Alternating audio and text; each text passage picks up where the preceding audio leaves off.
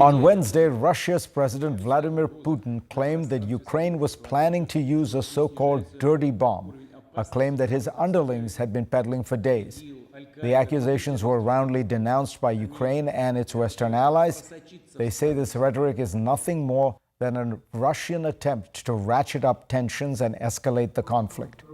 So how far will Putin go to turn the tide of a war that has not gone his way?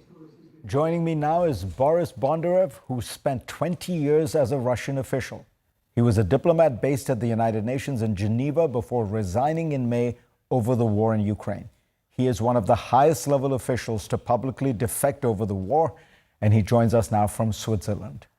Welcome, Boris. I want to start by asking you to describe why you think Russia's decision-making and decision-making apparatus got to the point it did in the invasion of Ukraine, because you have this fascinating foreign affairs essay where you lay out really how Russia has evolved as a kind of ruling elite in Russia has gotten narrower, more and more insulated, more and more kind of divorced from the outside world. What do you think, what happened that got us to where we are? First of all, it is the result or outcome of this evolution of the Russian state, which we have witnessed for the last 20 years and even longer. It has been getting more and more isolated from society. And this is very dangerous because people who work in the government, they get this misinformation from their colleagues, and they make their decision based on this miscalculation and misinformation. And we see it as a result of it. We see it as in this invasion in Ukraine. In the kind of decision-making structure you're describing, Boris, I assume bad news does not travel up the chain. In other words, people are not likely to tell Putin, Mr. President, the war is going badly, the idea of trying to take Kyiv was bad. All that kind of thing probably doesn't go up the chain as much as one would hope it would. I believe it is very close to truth. And I also believe that when you report some information to the high command, to the leadership of the country, you have, in Russia today, you have to make it as pleasant as possible. And of course, you don't want to displease or upset your bosses and the government itself, because it would jeopardize your career prospects.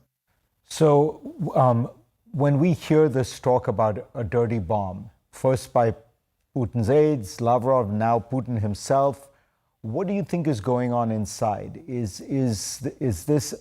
Are they feeling a certain pressure and coming up with new threats? I think that today Russian leadership is actually at a loss. They're trying to adjust themselves or accommodate themselves to this new reality. And the reality says that Russia may well lose this war.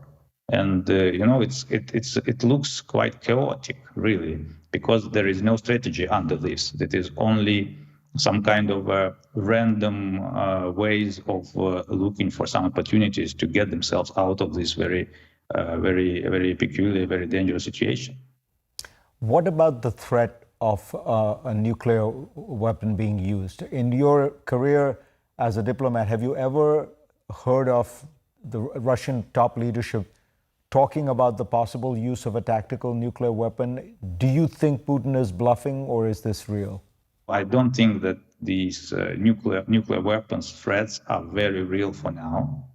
And I think that they will not be real if Putin gets a very clear signal from the international community that any use of nuclear weapons will have the most gravest consequences for Russia and for him personally.